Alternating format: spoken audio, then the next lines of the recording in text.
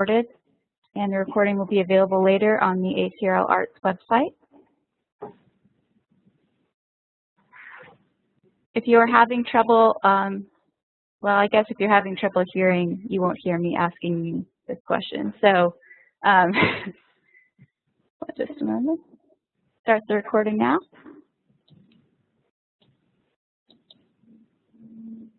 I started at ARLIS. Oh, you did? Thank you. Thank you. Okay, I'm Ariel Turner. I'm the chair of the ACRL Arts Publications and Research Committee.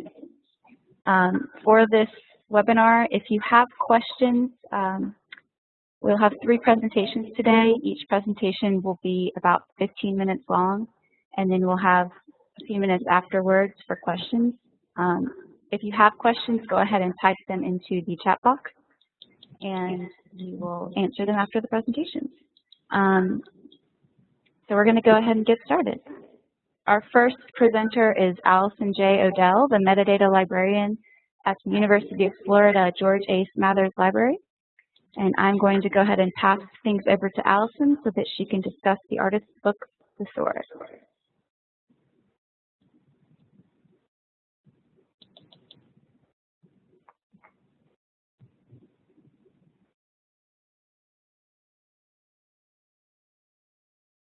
Okay, thank you, Ariel. Can you hear me all right?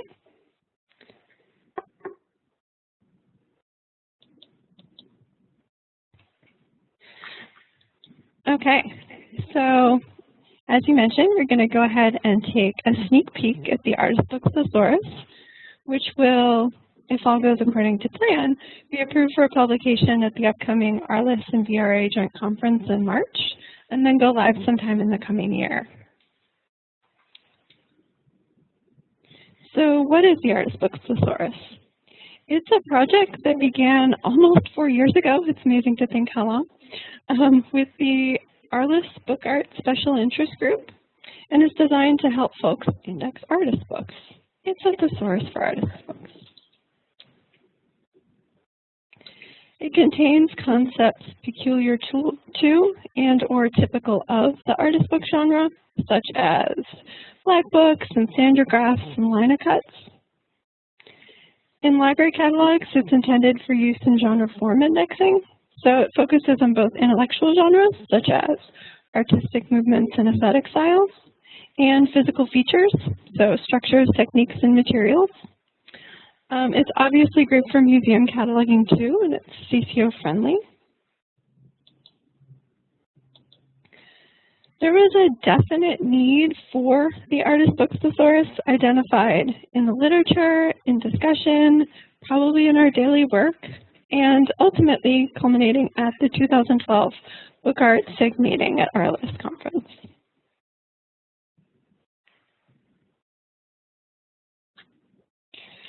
We want to give users access to what matters about artist books, their characteristics, structures, and styles. We want to be able to enable exploratory searches and browses rather than just known item searches for art materials. And we want to enable both in-collection and cross-collection collocation of artist books features. So to do this, we need controlled vocabularies for artist book features. But existing vocabularies, such as AAT, the RBMS controlled vocabularies, Library of Congress genre form terms, didn't quite cut it. Artist books represent a niche somewhere between and beyond those existing vocabularies, a bit too specific for AAT to cover completely, a bit too modern for RBMS. So could we maybe augment one of those existing vocabularies? At first, the working group investigated extension of the RBMS control vocabularies, but ultimately decided to create a new, fully independent thesaurus. Based on need, we, the specialists, the art specialists, the artist book specialists, need a specialized vocabulary. And quite frankly, we need it yesterday. We needed it 4 years ago. Working through one of the established vocabularies would have created both administrative and editorial hurdles.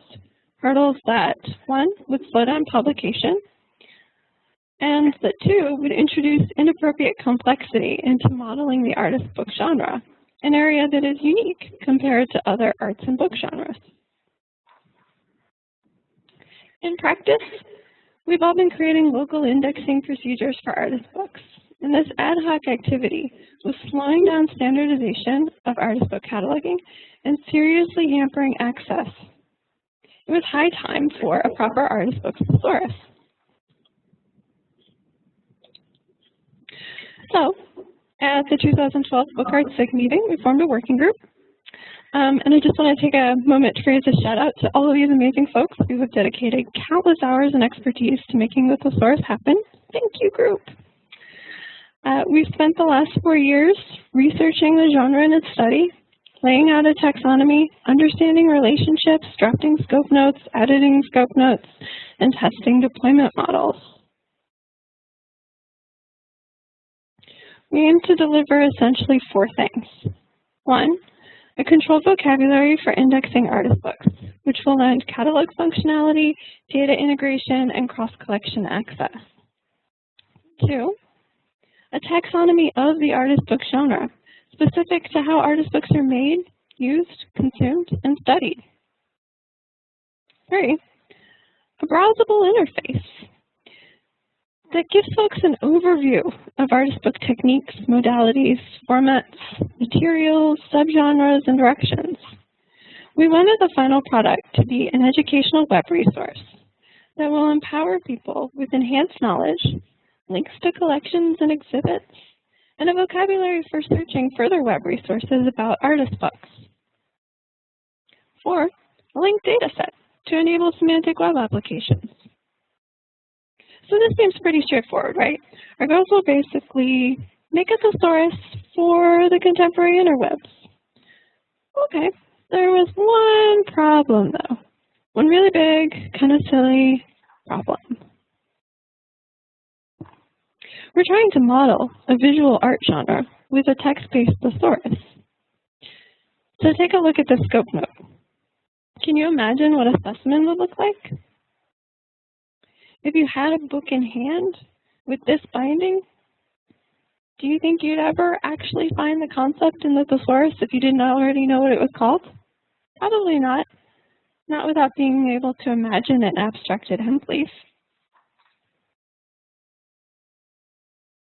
The problem with words is pervasive in the artist book genre and its description. The field is super specialized, and proper cataloging tends to require a strong understanding of the craft. A few catalogers are also practicing book artists. I bet there may be like 3 or 4 of us, if that. So, what if I showed you a picture? If you work with artist books at all, you're probably already saying to yourself, oh, that one! Right. Okay. If you've never seen that one before, but you've got a book in hand with this binding structure, seeing a picture will help you relate what's on your desk to what's in the thesaurus. A picture shows the pattern and helps you match the thesaurus concept to specimens.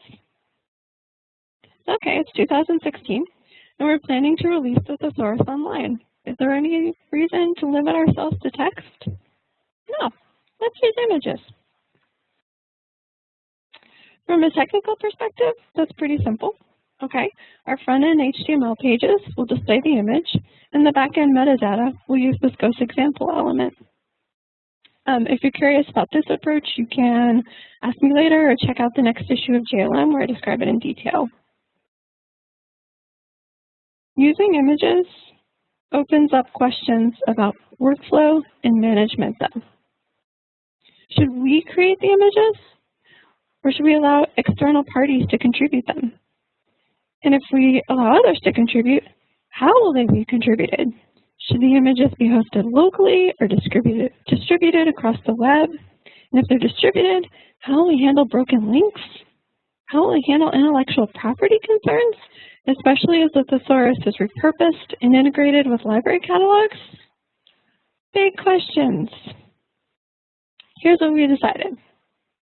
The images will be hosted by their individual publishers and submitted as applicants to the thesaurus through the social media platform Tumblr. tagged with relevant thesaurus terms. The submitter signs a permission form certifying approval of the image owner for inclusion in the thesaurus. The working group will play a curatorial role and select images to link from the thesaurus, and the group will run periodic checks to check for broken links. This manual activity is not seen as a burden, but rather as a means to keep the thesaurus fresh and relevant. Using Tumblr, it turns out, is pretty awesome for several reasons. One, it's a friendly open submission venue. Two, by including tags from the thesaurus, we create a hub of semantically meaningful web resources that other applications and search technologies can utilize. And three, we create a browsing platform that takes advantage of social media norms, such as network discovery, sharing, commentary, feeds, and updates. Anyone who subscribes to the page is periodically engaged with both the Thesaurus project and the genre of artist books. Meanwhile, those subscribers' feedback and their discourse can inform the future construction, design, and application of the thesaurus.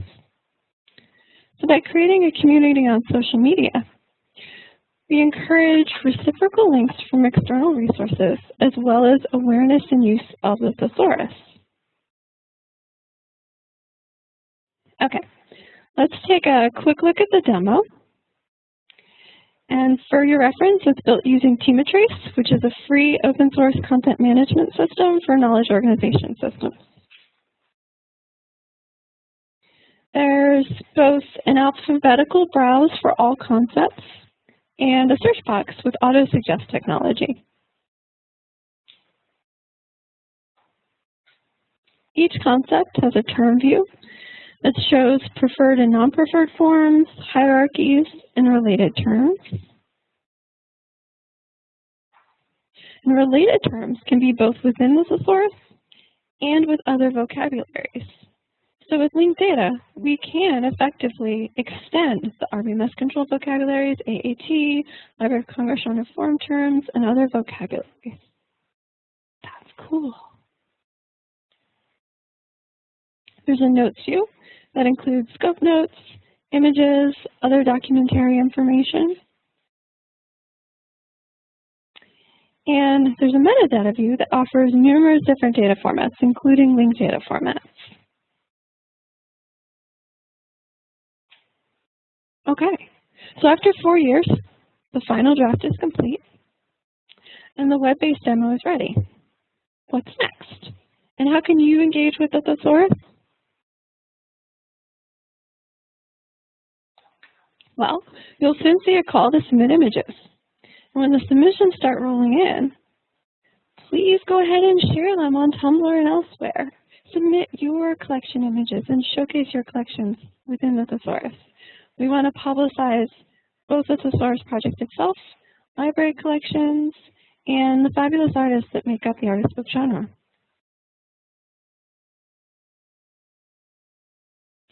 At the upcoming ARLIS and VRA conference in March, the Book Art Special Interest Group will, if all goes as planned, approve the thesaurus for publication. The working group will pass the torch to an appointed editor and plan for publication. And this is going to necessitate a lot of nitty-gritty figuring out of details like, okay, we need a domain and we need a mark code. So 2016 is going to be really busy prepping for final production. Once the thesaurus is officially published, it will be a living document. The ongoing editorial team will solicit feedback, both on the interface and the concepts themselves, and request suggestions for new terms. So when we're live, please join in, contribute your expertise about artist books, about collections, about research, and about cataloging needs. In the meantime, the demo is live. It contains all terms in the final draft. There's a little bit of tweaking left to do with the relationships, but all the terms are there. So you should definitely feel free to start using the thesaurus. And I'll take questions. Thank you so much, Allison. That was awesome. Does anyone have questions? And if you do, please type them into the chat.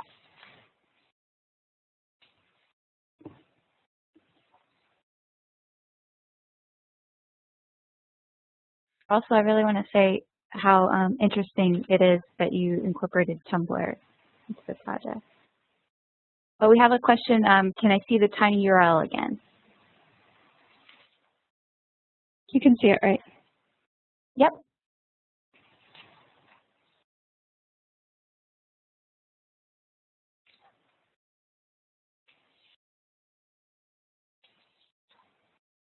Any other questions for Allison?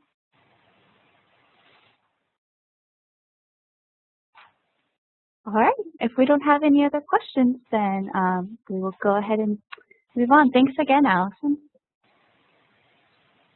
Our next presenter is Nell Chenal, the Film and Performing Arts Research Librarian from VCU Libraries, Virginia Commonwealth University.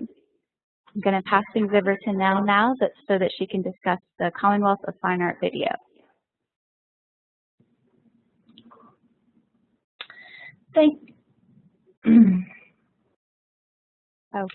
Thanks a whole lot.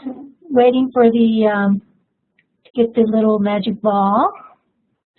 Hope everyone can hear me clearly from Virginia here at VCU. All right, is everyone hearing me clearly? Hi, people hearing me?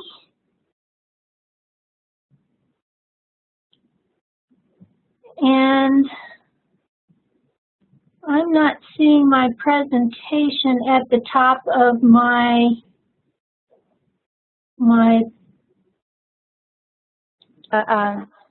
It's the last tab on the right, it looks like.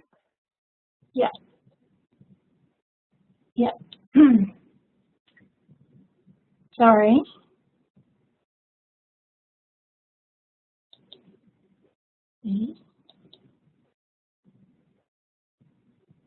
Oh, here it is.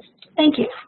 All right, so welcome to VIVA, the Virtual Library of Virginia's Commonwealth Fine Art Video, assessment of DVD video art collections through the VIVA Last Copy Video Project data. Sound very ominous. Last Copy Video data. Back in 2012, a group of video librarians around the state were meeting, and we were very concerned about preservation of video collections, and also we were hoping to do some consortial purchases for databases to help us with format migration. And in Virginia, we have the Virtual Library of Virginia, which is our state-mandated consortial program for a lot of different things, between interlibrary loan to cooperative purchasing. So we approached them to see if we could start a project. And so we were able to get going, and we started in the winter of 2013, and the project is still wrapping up. And we have been able to use some great data that was provided. The primary goals of the project, once again, were to identify unique and at-risk titles within our film collections, but we focused on video formats only. We also were trying to identify unique collections in their films and develop a last copy retention plan, and also to establish cooperative collection development priorities for VIVA as it related to video and DVD, and as we move forward into streaming or digital video collections. We did contract with Sustainable Collection Services to help us with the project, and they are now part of OCLC, and they've been helping us to evaluate our collection. For this, we didn't do all of VIVA, but we just focused on 7 of the large doctoral institutions of which VCU is a part. Okay. All right, so, sorry.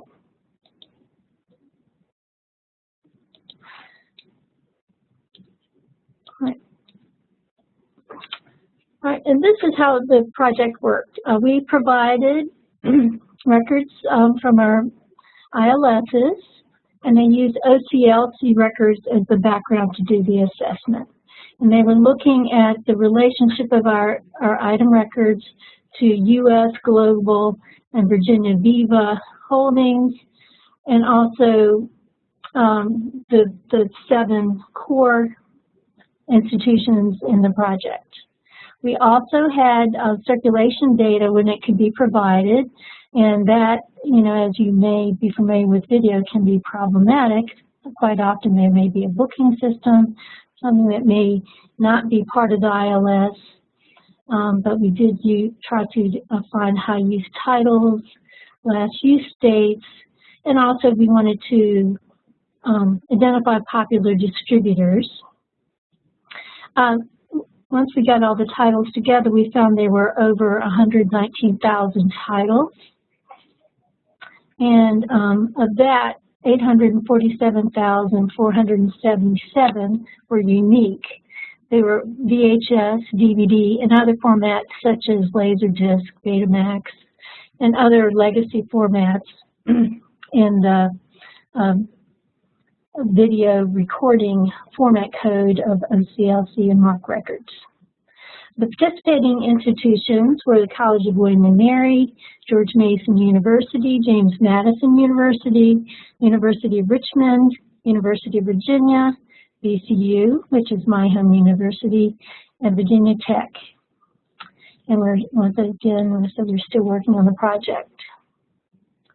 There were some challenges with this project. SCS had been doing a lot of this kind of projects. In Virginia, we each have our own integrated library system. So we had 7 ILSs, of which we had 4 different brands. Also with media, processing, circulation, and classification practices and standards can vary over time and by institution. An example of this with the call numbers.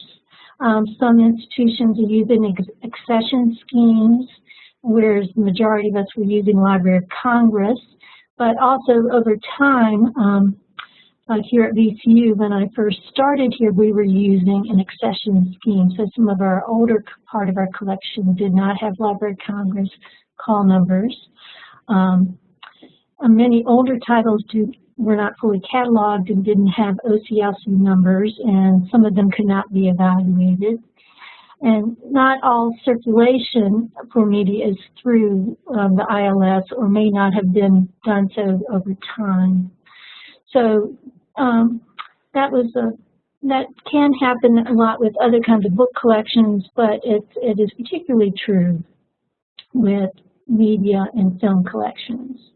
There are also a lot of media title issues that really exasperated, I think, SCS, and I don't know if any of you have worked a lot with film collections, but we're all very familiar with these.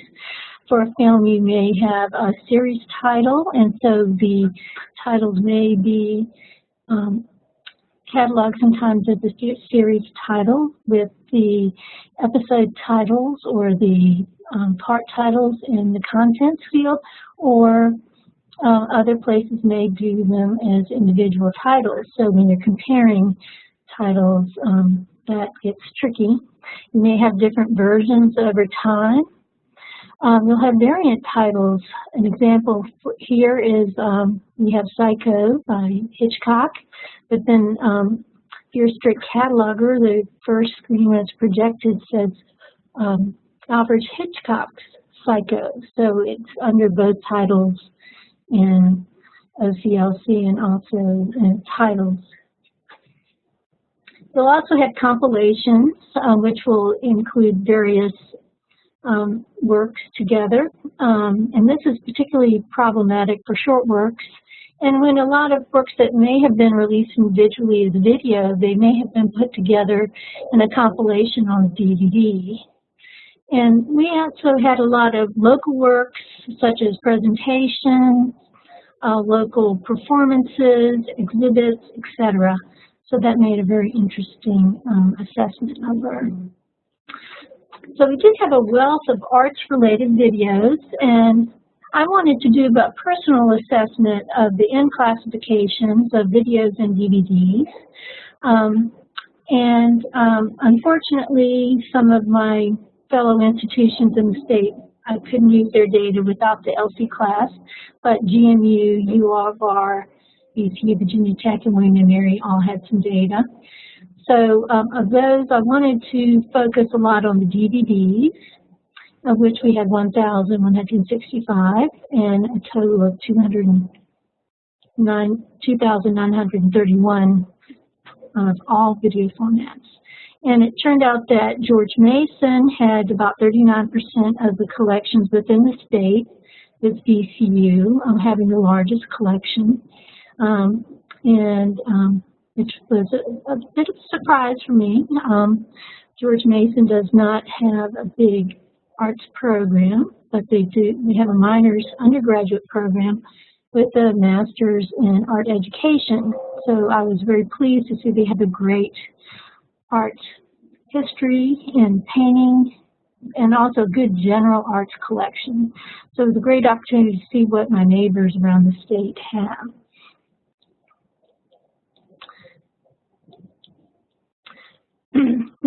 I was able to look at a lot of the loan data, and there were quite a few patterns of high-use titles that were being used by my Virginia neighbors. Examples here, Goldsworthy title, Rivers and Tides. We're getting high use both at VCU and George Mason, 89 loans at VCU and 82. These are total loans, and these are from our top 30 titles. In the realms of the unreal, William & Mary had 80 loans, VCU 79, Virginia Tech had 72. Masters of Russian Animation, which is one of my personal favorites. Here at VCU had 66 loans and William & Mary 65. There were also a lot of other popular titles like Art 21 was used by quite a few people.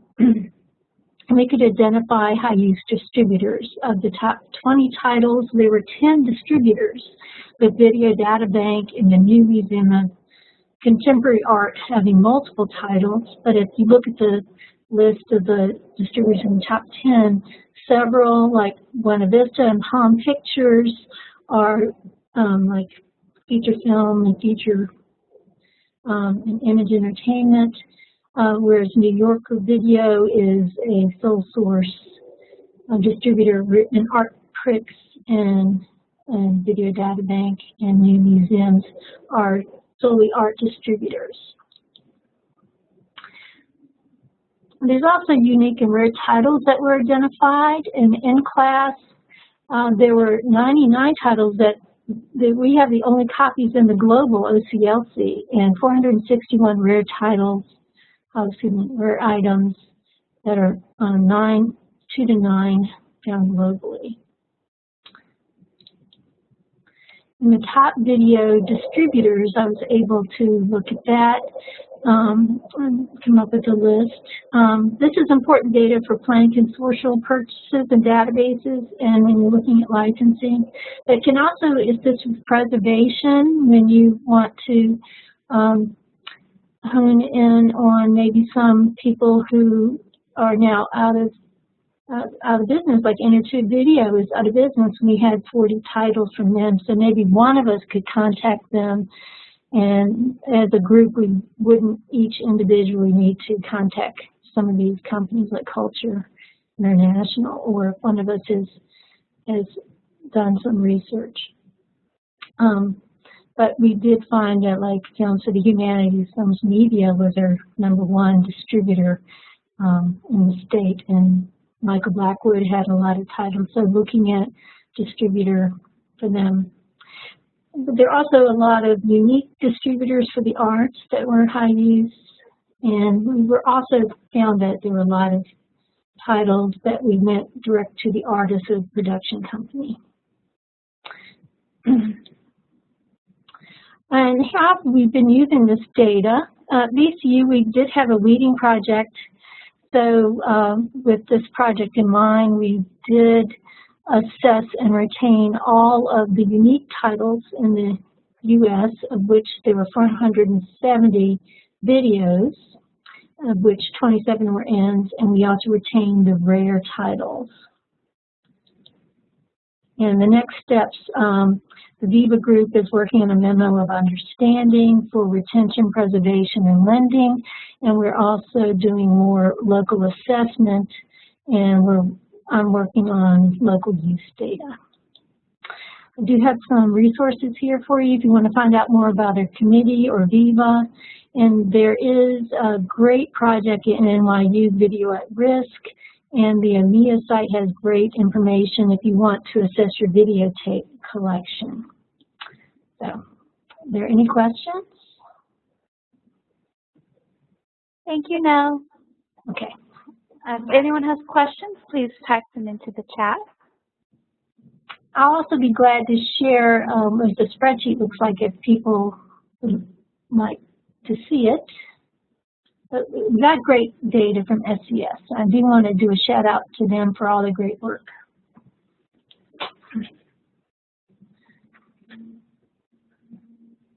Now, I'm curious, has there been a push to switch from a more physical to digital or streaming format? We are definitely aggressively moving towards streaming, which, of course, you know, if you look at our recent use data with our film and video collection, it's drastically gone down with the undergraduate use. The faculty has stayed fairly constant, but we are having more and more online and blended classes, and we also, you know, that's just where everyone wants to be, and we have, you know, we've been contracting with a lot of bigger databases, so I am always pushing for ones that have the content, that have the distributors in particular that are being used in my area. That's why I like being able to get in and sort data by use and find the distributors that are high use in my curriculum areas. Great. Thanks, Nell. Mm-hmm.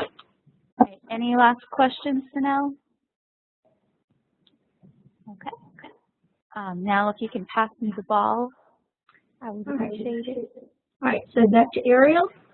Yes, please. All right. Thank you. Our next presenters are Steve Burton, the arts librarian from Kennesaw State University, and Carrie Huddleston, librarian assistant professor at Kennesaw State University. They will be presenting on the library down the hall.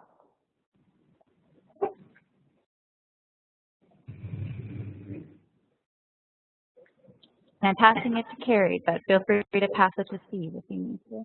Oh, that's great. Thank you, Ariel.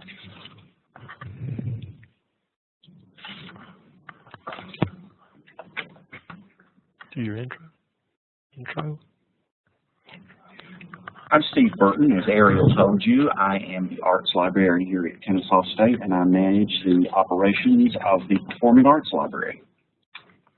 And I'm Carrie Huddleston, the librarian assistant professor newly hired at Kennesaw State University, working in the Performing Arts Library, primarily in the area of technical services, I do reference and cataloging.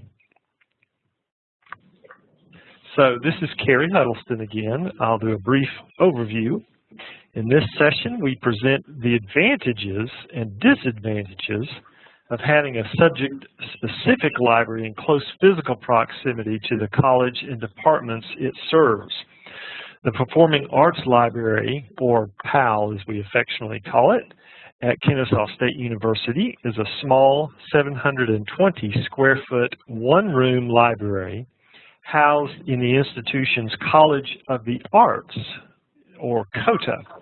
Though funded and operated by the university library system, the PAL is physically separate from the main library. The PAL contains performing arts subject-specific material, for example, play scripts, music scores, study scores, and chamber music. In addition, the PAL is staffed by 2 full-time librarians, Steve and myself, with performing arts degrees and experience, and by student assistants who are typically performing arts majors. After a brief summary of the history of the PAL, we will present how such close proximity between library and college affects liaison relationships, reference service, technical service, and collection development. The various advantages and disadvantages of such physical proximity will be presented and discussed. All right, just a bit of history about Kennesaw State University and the Performing Arts Library. Kennesaw State University was founded only about 50 years ago as a junior college in the northern suburbs of Atlanta, Georgia. And since then, it has risen through the ranks to college, state university, and is now labeled as one of 4 comprehensive state universities, offering a number of master's programs, several doctorates, and then since consolidation with another university nearby, it's the 3rd largest university in the state with over 33,000 students. Now, the creation of the PAL, shortly after the university began music studies in the mid-1980s, a small, already existing collection of music was moved from our main library to the J.M. Wilson building where music classes were held. Considerably later, theater materials were added to the collection. And due to space issues, we continue to have a split collection. The PAL houses, for the most part, scores, plays, and media items. The remaining monographs that support our academic disciplines remain in our main library.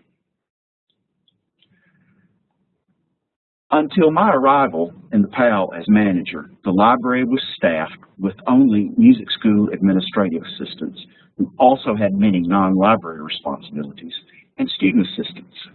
A faculty member advised the library regarding collection development, but there was no staff person who had either library or subject educational experience. This left the library with no trained day-to-day leadership or operations management. I came to the PAL in 2008, having earned advanced degrees in both music and library science, with the intention of growing as good a performing arts library as I could. After I came here, it didn't take long for me to realize that there were very unclear lines of communication, supervision, responsibility, and funding. My usual line to anybody that asked was, I have no one to celebrate with when things are going good, no one to go to when things are going bad, and I needed help, and I especially have no one to go to when I need money. Collection development was nearly impossible. Now, I want to make it clear, in this history, I've made it sound kind of negative, and I don't really mean for it to be that way. There were just simply growing pains along the way as the PAL grew and developed. KSU has been seeing phenomenal growth in every imaginable way. For several years, it was the state's fastest growing university by enrollment, and naturally there have been a lot of great needs that have had to be delayed until the right time came.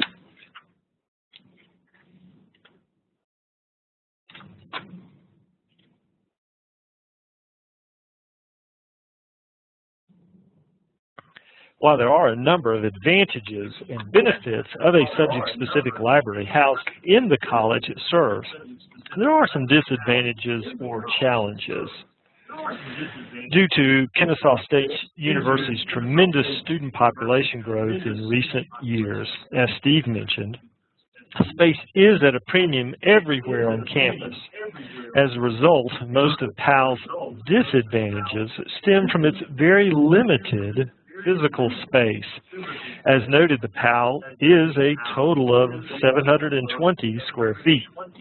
This 720 square foot area holds the following: over 12,000 items in the collection, 2 librarian workspaces, I wouldn't begin to call them offices, a circulation desk where the student assistants work, audiovisual workstations, a student study table and office supplies, 4 computer workstations, a copier and a paper cutter for student and staff use, a Scantron machine for staff use, a media collection of CDs and DVDs and videotapes, storage shelves and vertical file cabinets containing supplies, office products, technical service and processing materials, and a staff lounge area, which consists of a hot pot sitting on top of a microwave on a desk in the media room.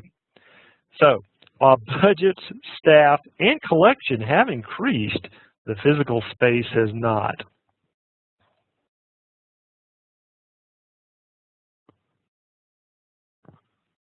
Needless to say, the PAL is crammed full. Any items that don't fit on the limited shelf space has to be placed on the floor. Here are some examples of that.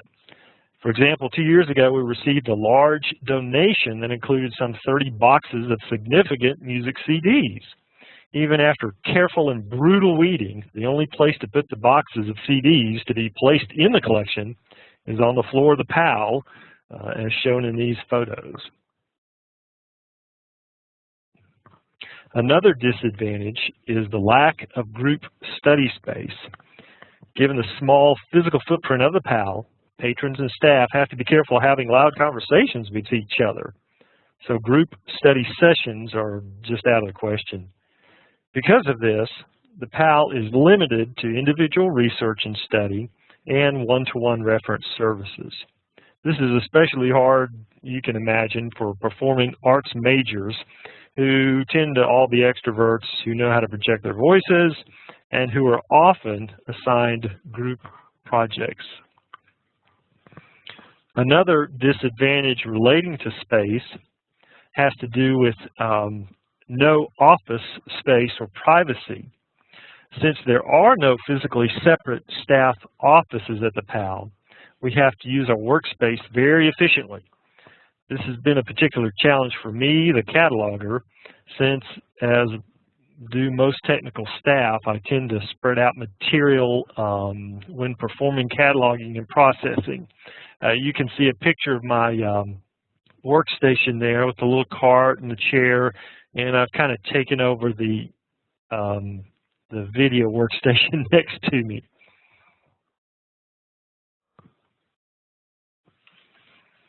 Another disadvantage of being physically separate from the main library is that a little more effort and intentionality is required to maintain relationships with main library staff and administration. Fortunately, the main library staff are very welcoming and opening and encouraging of interaction. In addition, there are common staff meetings, mentoring programs at the main library and ourselves, and very intentional, welcoming, and collaborative events to encourage communication and interaction. But being physically separate, we do need to be intentional about this. The final disadvantage we talk about is the lack of shared resources, particularly with staff. Since the library is physically separate, and since Steve and I are the PAL librarians, if we both need to attend the same meeting or conference, we can't just ask another librarian down the hall to cover for us. Because of this, we occasionally have to close the Performing Arts Library. We do, however, work hard to minimize these disruptions to regular published open hours at the PAL. These closings are rare, but they are occasionally necessary. So even though there are a number of disadvantages, there are a number of benefits and advantages to being physically located in the college and department you serve. These include the library being staffed by subject area specialists. Both Steve and I have our master's degrees in music, and we've been working musicians. So we know the language and the forms and the literature of music. This greatly enhances the reference service we offer, collection development, and even cataloging. Also, another great advantage of being physically near the college and departments you serve is the close proximity of material to those who need it. If a student needs a monologue for an audition, if a theater professor needs to place a play on reserve for a class, if a violinist needs string quartet music for a wedding gig, if a music appreciation student needs a study score when he's attending a conference or a concert, all of these are literally a few feet down the hall from their office or classroom. Also, the open layout of the PAL greatly encourages interaction. Faculty, staff, and performing arts students all know where we are.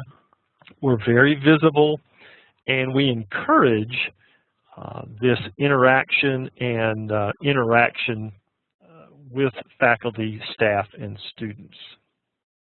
I'll turn it over to Steve to talk about further advantages. Sometimes I'm not sure we want to encourage the interaction. As Carrie said, sometimes it gets a little loud in here when we have students and they're excited about productions that they're doing. It can get kind of overwhelming in here at times. The last three things on this little piece of the outline, I think, are almost inseparable.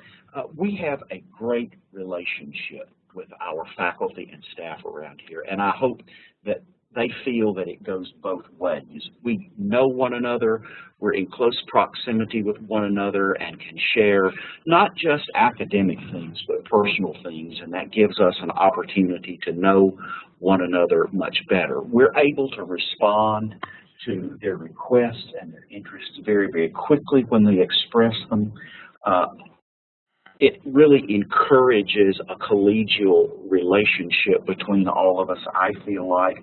And in many ways that's proved by the fact that we are often included as members of the College of the Arts, even though we don't officially by any line on the org chart are related to them, but we are often invited to events that offer the opportunity for us to socialize and get to know our folks even better. So truthfully, it's really a pleasure to be able to have these sorts of relationships. I guess now we should ask you if you have any questions for us.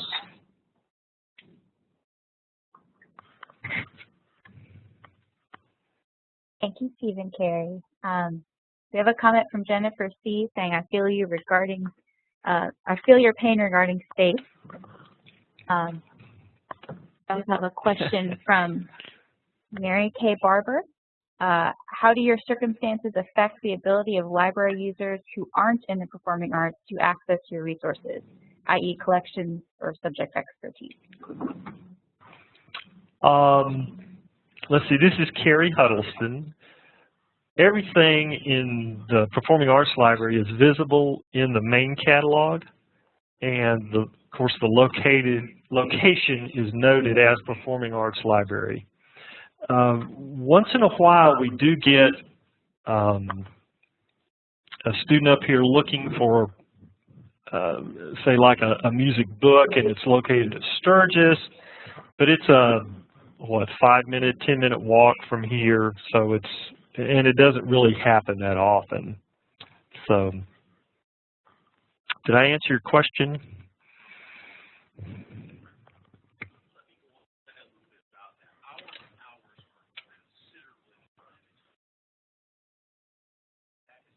Looks like. All right, we have 2 more questions. First, how have online collections impacted relations with performing arts users and their access to other collections? Great. Let me go back just a second to the individual who was just asking the question about accessibility.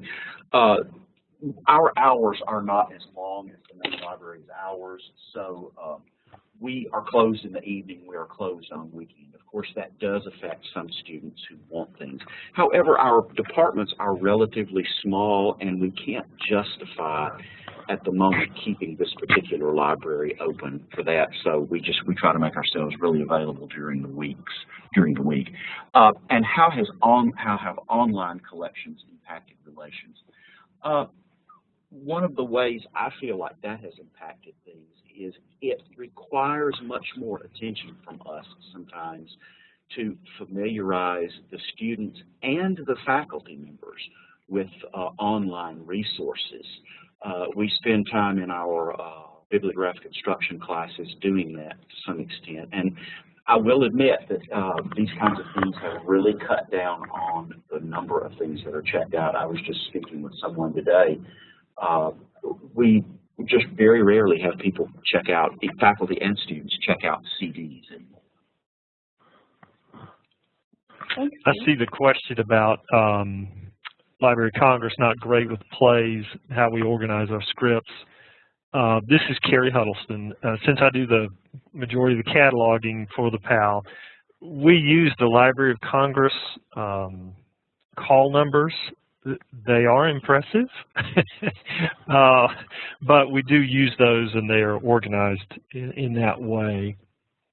We do use a simple accession list for our DVDs because of the issues that was really mentioned earlier in the other presentation about, you know, what's the title, what's the subject, you know, is it a musical, is it a, but anyway. But we do Library of Congress call numbers for the play scripts. One of the things we do, though, is we really encourage our students that when they come in, they've got to be prepared to at least know something about the play as far as title and author. And then basically, if we've got the time and we have the space at our computers, we teach them how to sit down and look these things up for themselves. Oh. Thank you both. Are there any additional questions for Steve and Carrie?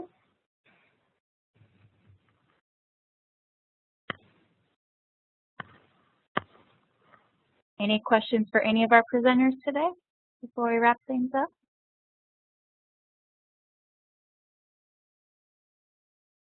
All right. Well, I would like to thank our awesome presenters today, Allison, Mel, Carrie, Steve. I'd also like to thank Eloise and Shannon for their help with this. And this recording will be going up on the ACRL Arts webpage shortly. So thanks everyone for joining us. Thank you, Ariel. Thank you all. Thank you, Ariel.